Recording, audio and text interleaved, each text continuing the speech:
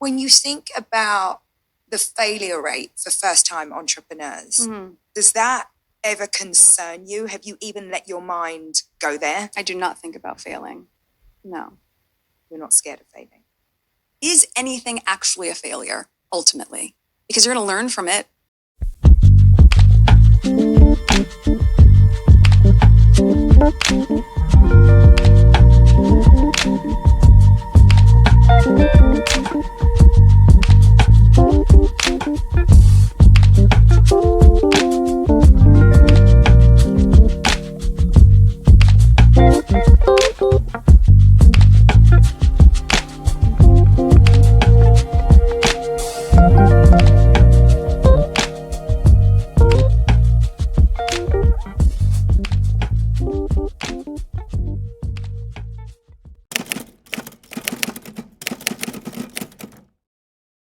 Hey guys, I hope you're all doing well and that you had a great week. To all of my house guests, come in, make yourselves at home, make yourselves comfortable. If you're passing by and you'd like to become a house guest, don't forget to hit subscribe and activate all of your notifications. I'm Chez, this is Chez M0i. Welcome to my place.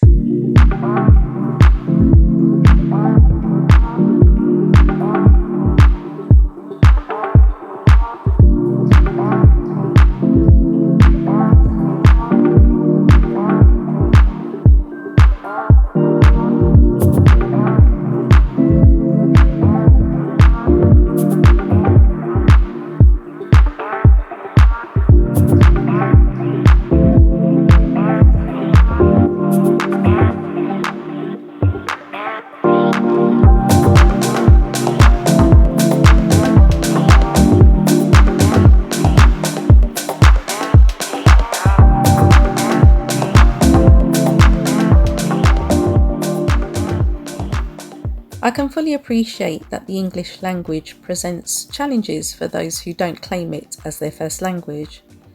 So I don't ever want to presume that things I say are immediately understood. With that in mind, I wanted to clarify the term off guard. Off guard. The Oxford Languages definition is unprepared for a surprise or difficulty. And the example given is the government was caught off guard by the unexpected announcement. Anonymous contributors to a toxic online forum called Tattle Life are this week finding themselves being caught off guard because of the detrimental effects their comments have had on public figures they've specifically targeted. Listen to this conversation between Ranveer Singh and Lauren Goodman on Lorraine as Lauren explains what she's had to endure. Still described as the most toxic place on the internet, right? And there's some competition for that, isn't there?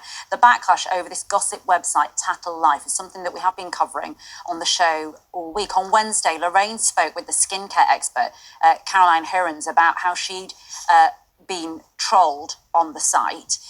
And that's also the experience of my next guest. Lauren Goodman was catapulted into the headlines when her relationship with England footballer Kyle Walker was made public. And since then, Lauren says stories about her on the site have led to her suffering panic attacks and actually fearing for her 2 children that she has with Kyle. Good morning to you. Good morning. I know you're quite nervous, aren't you? Because this is your first live interview about something that has obviously blighted your life. This website, I had never really heard of it until this court case this week in which a couple got some compensation from it. But what were some of the worst things, Lauren, that were being put on there anonymously about you that were total lies? So there were basically lies saying that I'd been paid by Kyle to go to Hong Kong with him As an escort, which were complete lies. And then from that, they gave me a nickname, and it just kind of went around the internet. Not even just on that site, but it went onto other sites. There was that. There were claims that I had taken drugs, and I've never taken drugs in my life. They're just awful claims like that. And then I think the worst part was when they started coming for my children. And you say they, I mean, it's just a group of people who are, you don't know their identities, but this website was being run by somebody who was profiting from all of this, presumably. By so it's now come out that it's been run by Sebastian Bond.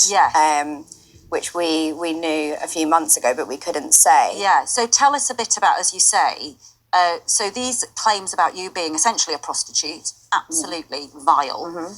And then they started going for your children and exposing their identities and things like that? Yeah, their name. So Kanara, my second child, her name, I never told anyone.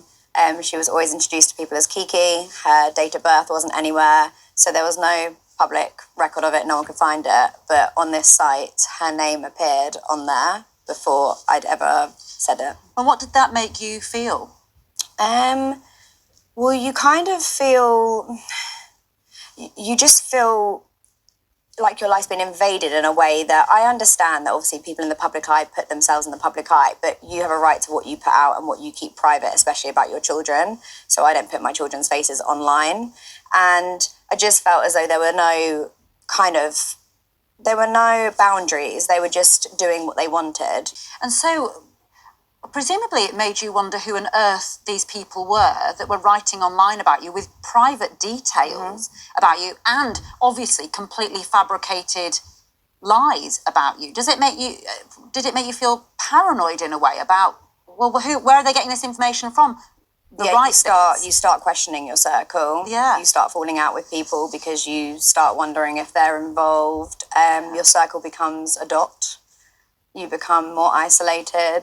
And you got panic attacks. Yeah. And the truth is, Lauren, that is it right to say that you're an influencer?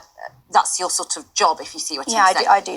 And you lost work because of the abuse that you were getting, because brands just didn't want to be associated with somebody who might have been an escort, who might have taken Well, it's worse than that. They actually go on that site and they all come together to go and contact the brands. And it's not just me. So they'll all gang up in the masses, go and contact the brands. So then the brands go, oh my gosh, we're getting so much negative feedback from working with this person.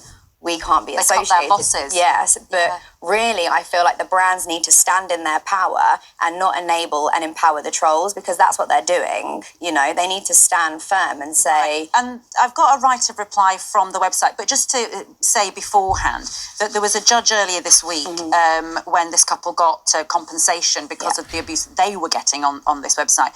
And the judge, Justice McClendon, said a day of reckoning will come for those behind Tattle Life, the name of this website. This is clearly a case of peddling untruths for profit. It constitutes behaviour solely aimed at making profit out of people's misery. So in a sentence, what's your sort of parting shot to those people who think they can anonymously bring people down like you? Well, I think they're going to soon find out that they're not anonymous. Thanks, Lauren, for coming on and talking. I hope you and your kids are okay. Thank you. Did you hear what she said with regard to privacy? Well, you kind of feel... You just feel like your life's been invaded in a way that I understand that obviously people in the public eye put themselves in the public eye, but you have a right to what you put out and what you keep private, especially about your children. So I don't put my children's faces online. You may be surprised to learn that the person who actually brought this forum to the attention of viewers at the very beginning of the week was Jeremy Clarkson's daughter, Emily Clarkson. She is always online posting about the misogyny she deals with. On Monday, she talked about the horrible things that were said about her on Tattle Life. And on her Instagram, this is what she posted. I just want to cry right now. I'm in the park with my 5-month-old baby, and on my way here, 3 men leant out of their van to shout at me, to jeer at me and my friend. And as I arrived in the park by myself, just me and my baby, I was pushing the buggy, and a man stood up off the bench and he started following me down the path, telling me how gorgeous I was. And I said, please stop, I'm with my baby. And he didn't. And there's this part of me, there's this part of my brain that thinks, shut up, Em. It's a compliment. These men have been complimenting you. You should make the most of that because you'll miss it when it's gone. That's what I hear. That's what I know people will be thinking as I'm speaking, thinking, catcall's just compliments, stop overreacting. And I know it's exacerbated for the fact that I'm with my baby, and it doesn't make it right that it happens when I'm not. But the fact that I'm with her, that I'm pushing my buggy through the park, and these men still feel this sense of entitlement to me and to her, it makes me want to scream. And I can't overstate this enough, you know, because a catcall is not a compliment. A catcall is a threat. And we all know that. If we're honest with ourselves, that's what it is. It's a display of dominance, of power, of entitlement. And it's a reminder to me of my vulnerability, of my daughter's vulnerability, of our vulnerability, that I'm not safe from objectification, even with her. It scares me. We are living in an epidemic of male violence against women and girls. Yeah, and amongst all of that, a catcall doesn't seem that bad, and maybe I should shut up and put up. But catcall's representative of so much, of this male entitlement, a patriarchal society that upholds this notion that boys will be boys and girls will shut the f*** up. I have been so knocked. Not that it happens to me, because of course it happens to me. What did I expect coming out in the park in the summer with my legs out? You knew what would happen. That's it, isn't it? It was my fault, silly me. But to happen with my baby, that scares the shit out of me. It scared the shit out of me. Much like Thomas Markle Sr., you will never hear Jeremy Clarkson come out publicly to defend his daughter, because this is the same man who wrote the vilest things about Meghan, the Duchess of Sussex, in his column 3 years ago. If he can say that about a young woman, he's going to be all right with people of the same cohort saying stuff about his daughter, because they are all of that same vile, evil, misogynistic mindset that will be happy to see harm come to young women. Now, you would have thought, let me speak for myself, I thought that Emily Clarkson would have been more robust when it comes to talking about these things, but she is not. Her mental health suffers greatly, and she talks about this on social media. Emily Clarkson and Lauren Goodman are not free. Emily Clarkson is not free to go to the park on a hot summer's day with her 5-month-old baby. Lauren Goodman is not free to conduct business because of her work being taken away by the brands that she works with, simply based on what trolls have said online. This is why I admire Meghan. She has to continue to not see what's posted about her. If she allowed it to get into her brain, do you think she would be able to have a successful business, podcast, family life? She cannot afford to have these things occupy her mental bandwidth. She needs to function as a human being, and when you have things like this online, it's very difficult if you constantly see what is said about you. Meghan arguably is 1,000 times more well known than these two, who are fairly well known in the UK. If you follow them, I don't really follow them, I know of them. But if this is what they have to deal with, and this is their reaction, can you imagine what Meghan has had to deal with for years and years and years and years? And the fact that she is so resilient, this is what disturbs these derangers, because they would like nothing more than to see Meghan suffer panic attacks. They would like nothing more than Meghan's business opportunities to dry up. They would like nothing more than for Meghan to be looking over her shoulder for threats that would lurk in obscure places. Well, you kind of feel, you just feel like your life's been invaded in a way that I understand that obviously people in the public eye put themselves in the public eye, but you have a right to what you put out and what you keep private, especially about your children. So I don't put my children's faces online. This is why counter-arguments against Meghan are so weak. If you always default to, I thought she wanted privacy, ignoring the fact that other public figures have set the very same boundaries, then all you have done is, at best, demonstrate your very short attention span, low IQ, and incapability to think critically, and at worst, demonstrate your blatant, unwarranted, unfounded hatred for Meghan because you share the same mindset as unhinged individuals such as Samantha Markle, or Samantha Grant as I like to refer to her. I share the following article with great reluctance, but please bear with me.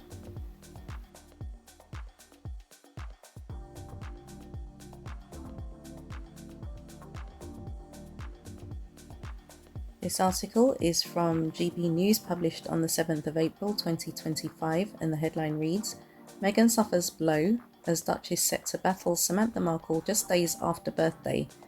You see the way they sensationalise these headlines? Meghan suffers blow. I don't think Meghan's suffered a blow, but let's continue. Meghan Markle is set to face her half-sister Samantha in a crucial court battle this summer, with a hearing scheduled for the week of August 11, 2025. Well, that's my birthday. The case will be heard at the 11th Circuit Court of Appeal in Atlanta, Georgia, just days after Meghan celebrates her 44th birthday. Yeah, Meghan's birthday is exactly 7 days before mine. The hearing will determine whether Samantha's libel lawsuit against the Duchess of Sussex can proceed after being dismissed in March 2024. A court filing seen by Newsweek confirmed the case has been assigned to tentative calendar number 21 in Atlanta during the week of August 11, 2025. Meghan is unlikely to attend the hearing in person. Samantha Markle first filed her lawsuit against Meghan in 2022, prompting the royals' lawyer to state they would give it the minimum attention necessary, which is all it deserves. Despite this initial dismissal, the case has now entered its third year of legal proceedings. The lawsuit centres on comments Meghan made during her interview with Oprah Winfrey and content from her December 22 Netflix documentary. If Samantha's appeal fails, it could finally end the years-long battle. However, if she succeeds in reviving the case, it could prove a significant challenge for Meghan. The lawsuit has gone through various iterations since it was first filed. Samantha's lawyers argue that Meghan's statements, when viewed together, amount to a campaign to unfairly undermine her half-sister. Okay. In the Oprah interview, Meghan stated that she grew up as an only child and would have liked to have siblings, despite Samantha and Tom Markle Jr. having lived with their father. Samantha's legal team claims the Netflix documentary suggested she had orchestrated a hate campaign against Meghan, which they say is an unfair characterization. Meghan's lawyers counter that many of the statements Samantha complains about don't actually reference her directly. They note that when Meghan said, "You're making people want to kill me" in the documentary, she wasn't explicitly addressing her half-sister. Yeah, I remember that. She wasn't referencing her. Meghan was in tears by that point in the documentary. Peter Ticktin, Samantha's lawyer, stated in a filing, "There can be no doubt that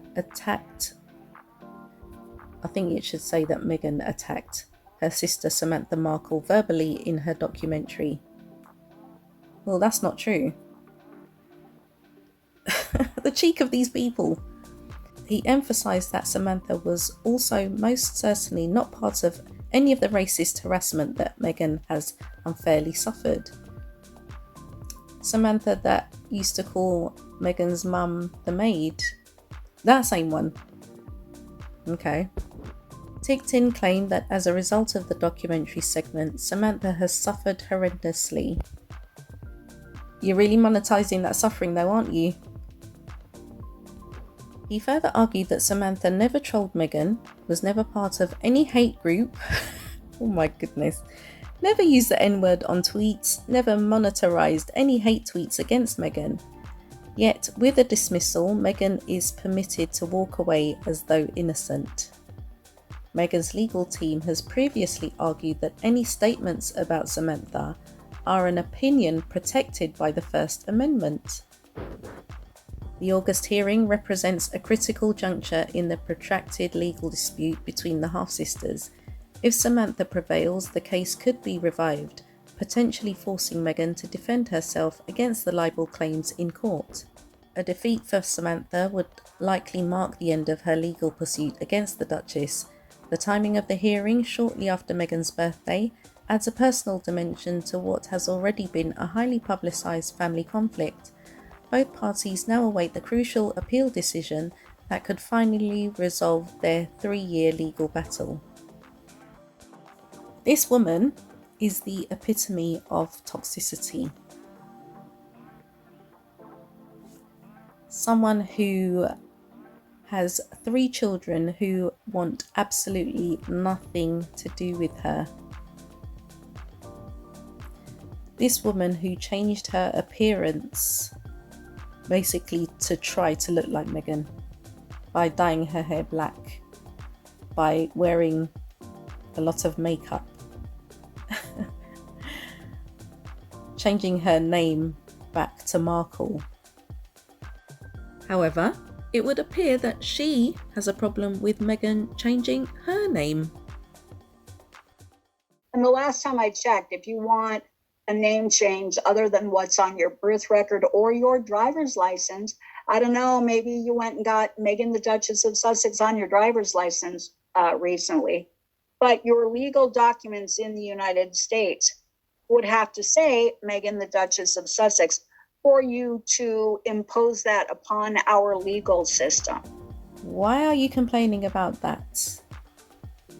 That's Meghan's name, that's what she's told you. But you have a problem with it because if Meghan is not referred to as Markle, that further distances you from her.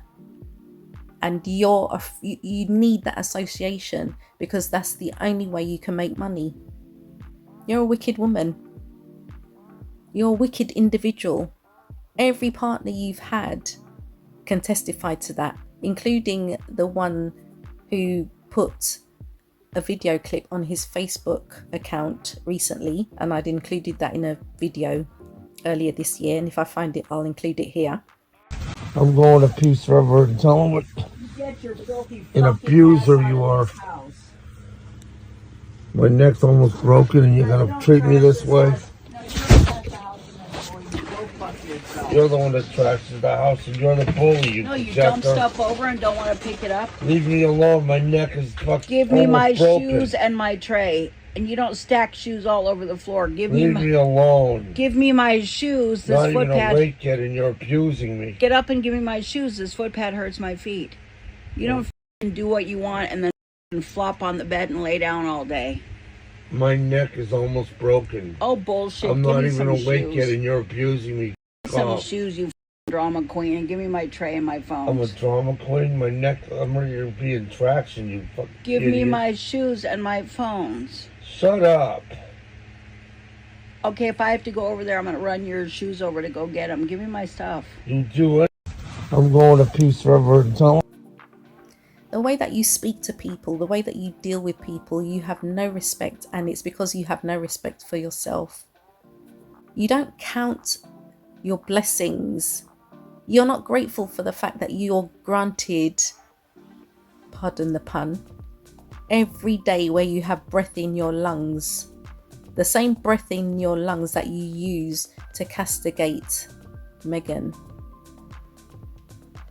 You have no idea that you can have your life snuffed out in the middle of the night while you're asleep, but you use the opportunity to spread your toxicity instead of just being content with what you have, not understanding that even if you are in a wheelchair, you're more fortunate than millions of people on this planet because you have access to things that they don't have access to. The fact that you don't pursue a relationship with any of your children, it speaks volumes. You know, some people you just can't reason with. That this half-sister isn't invited to the wedding, but that the half-sister's daughter is. And so, with Ashley, the guidance at the time was to not have her come to our wedding. I was in the car with H, and I called her and I had her on speakerphone, and we talked her through what guidance we were being given and why this assessment was made, and that's painful. I think I said I was hurt on some level, but I understood where it was coming from, to know that it was because of my biological mother that this relationship that's so important to me was impacted in that way. To feel like because of her it was taken away has been hard. You did not have this energy for Meghan when she was previously married. You didn't have this level of toxicity for Meghan when she was previously married. But because she married into the British royal family, that is what you are coveting. That is what you are jealous of. And you'll never, in this lifetime, in the next lifetime, in a parallel universe, ever have what Meghan has. And that is what is causing you your narcissistic injury. Anyone that cannot see through this psychotic woman really has an issue, as far as I'm concerned. Because how are you going to pursue a legal battle for so long because of what someone said? It's not libelous. This is Meghan's opinion. None of this energy before she got married to Harry. And you think that you going down this route is going to endear you to Meghan in any way, shape or form? Meghan wants nothing to do with you. Why don't you just accept that and live the rest of your life as happily as you possibly can? You're incapable of happiness. You're so miserable. Even your own kids don't want anything to do with you. Even before she passed away, your mum said the same thing, that you're miserable, that you're hateful and that you're jealous of Meghan. And you had such contempt for your own mother. You couldn't stand her. So disgusting. This whole thing is unbelievable. And I pray that she's not successful in this court in August. She could do a lot of work from home stuff. She could do with her so-called degree, in mental health, which I find so funny. She could actually make a lucrative career. But she is on a money grab. There's no relationship there. And she's trying to shoehorn herself into Meghan's life.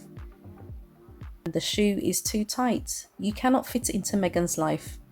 Just how you are not able to fit into your children's lives because they don't allow you to. Live the rest of your life trying to be as happy as possible. We know that you're not capable of doing that, but it's just a suggestion. These disgusting people, honestly. On the day I'm recording this, it's the 4th anniversary of my father's passing. The 20th of June 2021 was Father's Day. As I reflect on that period and the years preceding, during which I was taking care of him, I'm truly grateful for the fact that we resolved so many issues because he acknowledged mistakes that he had made. I reflect on him calmly telling me 3 days before he passed that he didn't have long left and that he loved me and appreciated everything I did for him. Thomas Markle Sr., heavily influenced by his eldest daughter, wants us to believe that he has softened towards Meghan and really does want a relationship with her. How can I fix this? Meg, I love you. I love my grandchildren. I'm open to any kind of conversation. I think he's realizing there's no hope. I think she's too far gone, and he went too far in the wrong direction when all this stuff started happening. And I think his approach to it wasn't something a father should take. He's taking that approach now as he's saying these things. But because I feel so sorry for him, it feels like this is real. I think he really feels that way. I think he is sad. I think he wants to connect with her. All of his facial expressions, as limited as they are, you're seeing those things that tell us he's sad. We're seeing the things in the brow we should see. We're seeing the thing in the mouth and the face we should see. They're really small, but they're there. He's saying what he should have said at the beginning when all this started. And I think it might be a little bit too little too late right now. But I believe him, and I feel sorry for this guy. I think that's really sad. The problem is that before May the 19th, 2018, he had always had a good relationship with Meghan, but allowing himself to be manipulated by Samantha because she was excluded from Meghan's plans while Meghan wanted their father to be fully included has meant almost certainly that the bridge he set fire to is not likely to be rebuilt. In order to find his way back, there's only one thing Meghan requires. I wonder if you could rewrite your public narrative from scratch. Is there anything that you would do differently? Yes, I would ask people to tell the truth. Can you believe it's almost 10 years since Harry and Meghan began their relationship? During much of that time, Meghan has had to endure unspeakable things.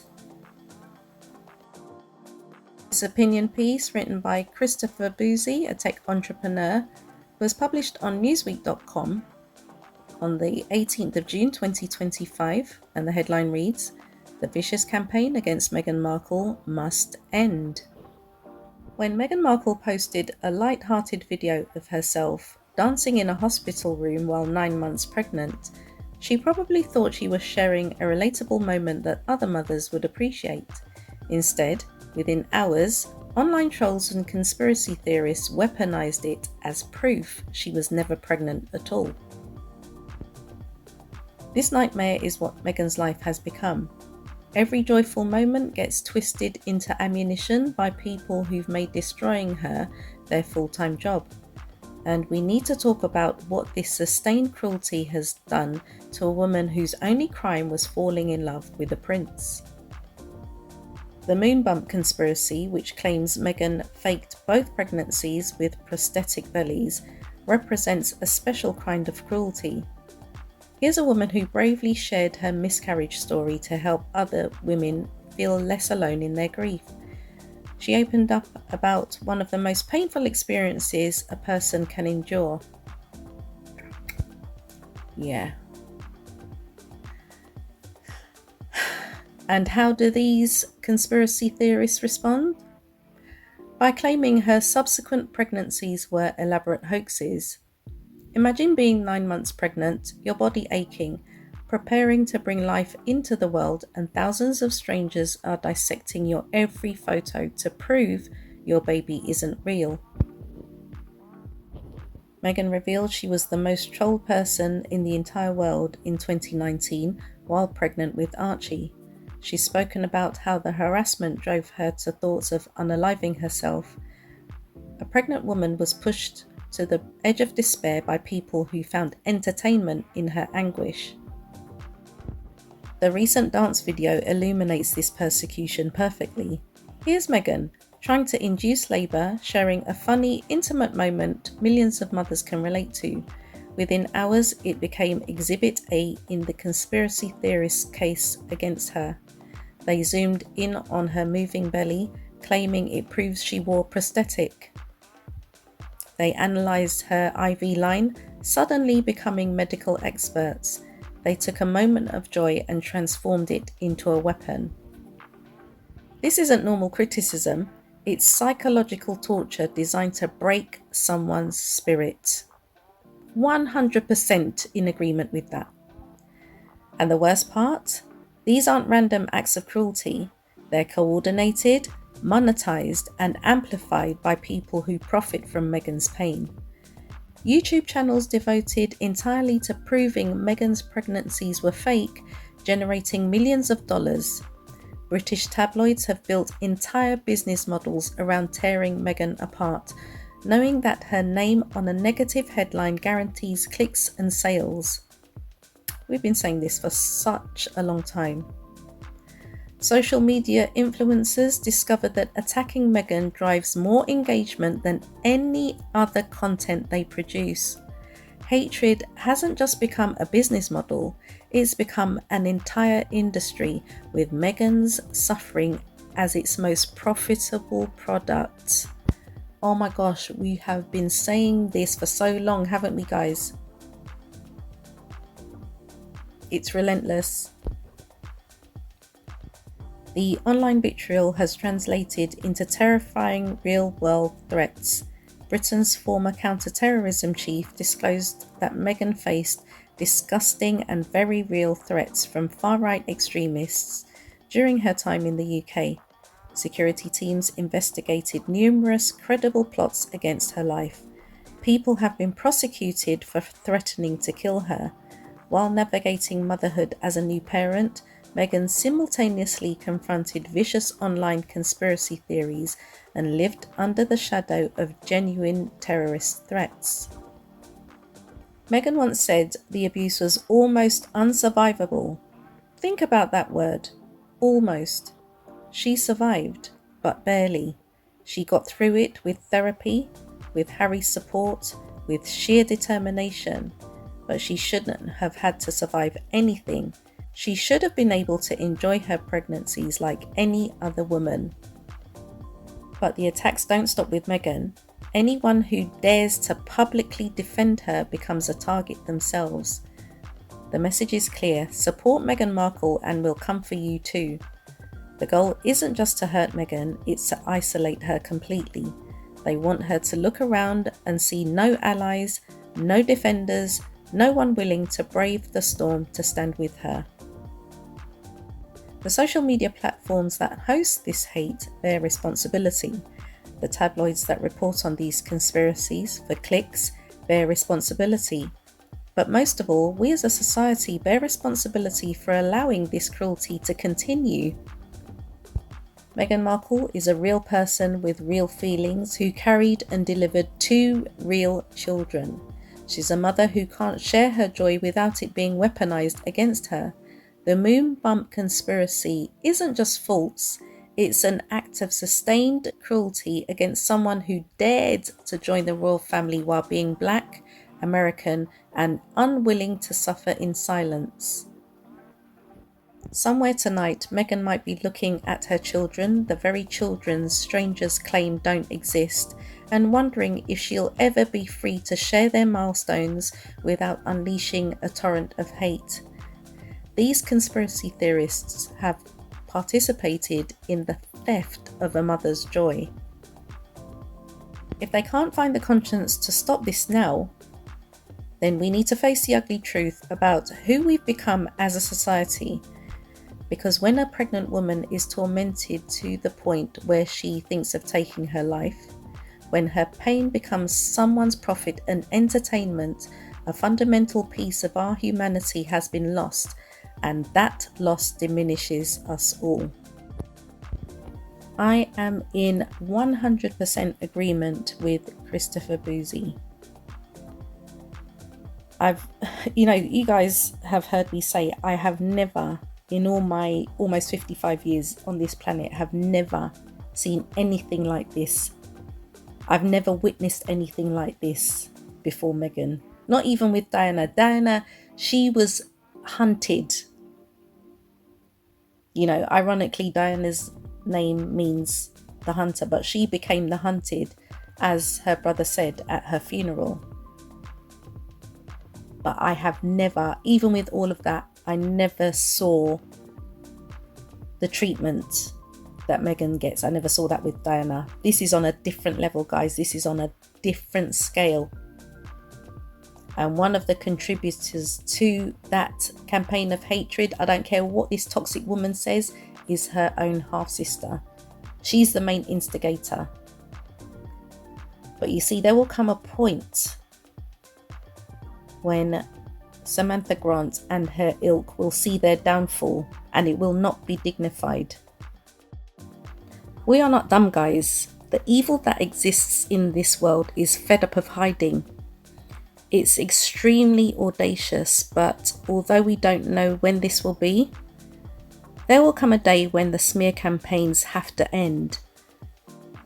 Not by Meghan being vociferous, but by Meghan simply not caring.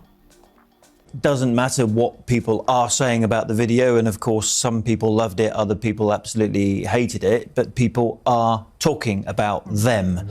And you're right to say last year perhaps it was quiet on many front pages of your newspaper because they were doing all the planning for this year. This year could, they did say after Harry's book, and let's see if it ever happens, this was him closing the chapter on looking back all the time. We're now going to look forward on our business. Meghan's business, she doesn't care what people in the UK think about her twerking video in a Labour ward 4 years ago. She cares about eyeballs, relevance, whether that translates into her business empire as it's becoming, as ever. Your paper ran a story the other day, of course, about now she's trademarked hospitality for her As Ever brand. Does that mean Meghan's going to do hotels and restaurants and cafes, or a Soho farmhouse somewhere in California? She sees potential in her brand, and Instagram is the vehicle to get her that business and that custom. And it's all about the United States. It's not about here. By Meghan simply enjoying her life, she cuts off the oxygen to the wildfires of speculation, just like the Father's Day video she uploaded last Sunday after the tabloids went to print. What Meghan does will continue to catch her opposers off guard. So when I sat down with Meghan, Duchess of Sussex, I expected a great conversation, but what I didn't expect was how much clarity, conviction, and honestly, genuine wisdom that she brought to the table. Meghan doesn't just talk about building a brand. She's building something with purpose, precision, and with a lot of heart. And there are a few moments that really stayed with me. The first one was trust your timeline. She said, someone else's urgency is not my urgency. And that hit. She's not rushing to meet outside expectations. She's building with care, on her own terms. And that discipline shows in every move that she makes. The second one was own the vision, share the work. Meghan talks about creating something where you feel her fingerprints all over it. She believes in collaboration, but not at the expense of intention. You can delegate, but you still have to show up. The third thing was to protect what matters the most. And she spoke about being present for her kids and having to ask herself if she could do it well enough, or if she should just do a few things exceptionally well. And that idea really resonates with me because it's not about balance. It never is. It's about priorities. Next, you have to make your message unmistakable. For Meghan, influence isn't just about visibility. It's about intentionality. And even in silence, she used her platform to elevate others. Every choice was a signal redirecting attention, value, and visibility towards people and principles that matter. Her reminder was that influence is power, but how you use it, that's purpose. And then finally, she says success starts small. As Ever started with homemade jam, not splashy rollout, just a personal gesture. And it grew because it was real. And that's the reminder that you too can start small. Just start with what you love. So let me know which moment stuck out to you. And if you haven't listened to the full episode, Aspire with M0i is available now on Apple Podcasts and wherever you get your podcasts.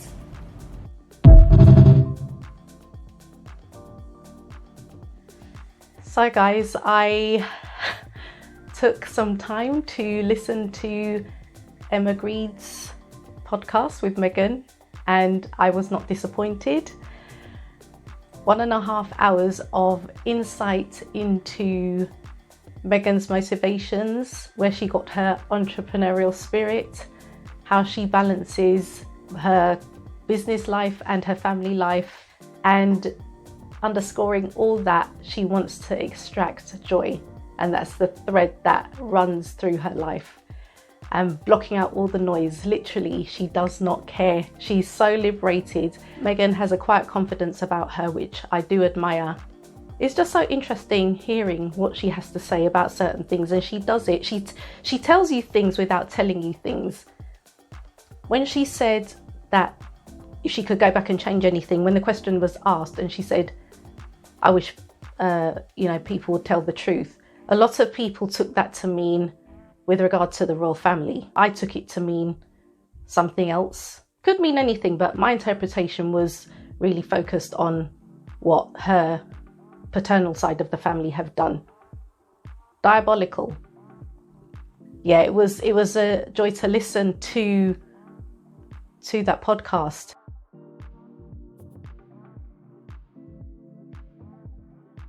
Careful, Meghan. The tea is hot. What I also noticed, guys, that this time around, the blowback was not as intense as when Meghan sat down with Jamie Kern-Lima recently. What I understand is that when Emma had uploaded the podcast and there were comments under there, people tried to come for Meghan and she shut it right down. Because even if you just listen to that podcast, you can feel Emma's energy. She doesn't play.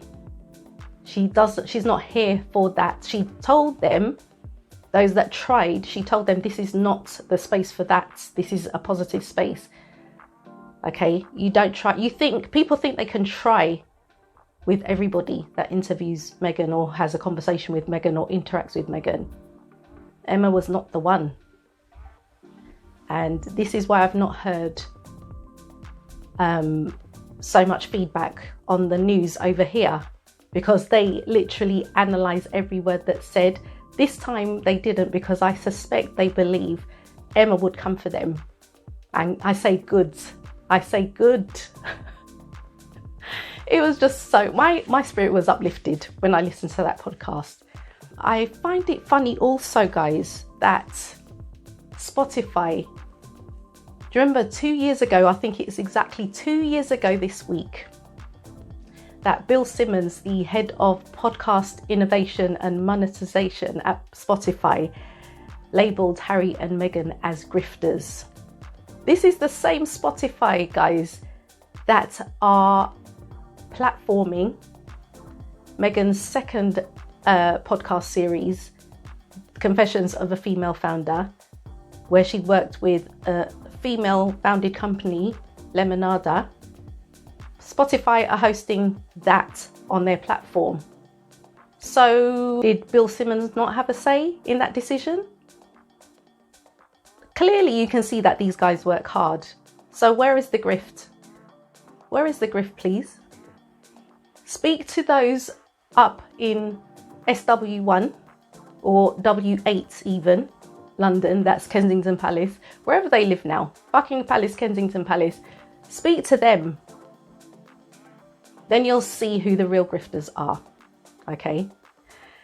At the time I started recording this video, Meghan had launched her new products, more products, scaling up. Me thinking in my head, let me message my daughter, because some of you guys may know that she lives in the States. She's been living there for about 4 years now. And I was going to message her and get her to order me some stuff. Before I even finished editing, everything was sold out, guys. And I'm so happy. I'm so happy.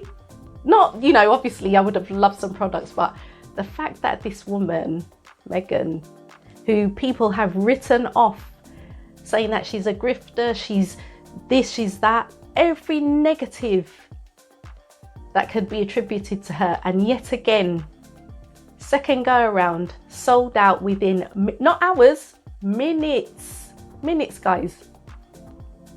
So what are they going to say now? What are they going to say now, please? I have 5 words for the derangers. The royal collection could never. And with that said, guys, if your thoughts were provoked in any way, don't forget to give this video a thumbs up. And if you haven't yet become a house guest, don't forget to hit subscribe and activate all of your notifications. For my special house guests, I'll be dropping exclusive content into your playlist later on this week, so watch out for that. And if you'd like to become a special house guest, all you need to do is hit the join button, or if YouTube have fiddled around with the navigation, because they do that from time to time, there may be a plus sign on the subscribe button and you can become a member that way. Either way, it's under the video. Feel free to join, become a special house guest. And I'd just like to take this opportunity to thank all of you for watching. Enjoy the rest of your day, and you shall catch me in the next video.